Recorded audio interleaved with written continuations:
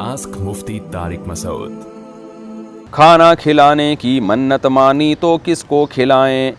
अगर किसी ने मन्नत मानी कि मेरा ये काम हो जाएगा तो खाना खिलाऊंगा, तो क्या वो खाना आम लोगों को खिला सकता है? अक़सा यूसुफ़। नहीं जी, मन्नत अगर किसी ने मानी थी ज़बान से बाकायदा खाना खिलाने की, तो फिर गरीबों ही को खिलाना पड़ेगा। मालदारों को खिलाने से मन्नत अदा नहीं होगी। गरीब से मुराद वो गरीब जो ज़कात के मुस्तहिक़ हैं। अब बाकी इसमें 100% तहक़ीक़ मुमकिन नहीं होती। जो आपको देखने में गरीब लग रहे हों, देखने में अगर कोई गरीब लग रहा है, आपको गालिब गुमान है, तो उसको खिला सकते हैं।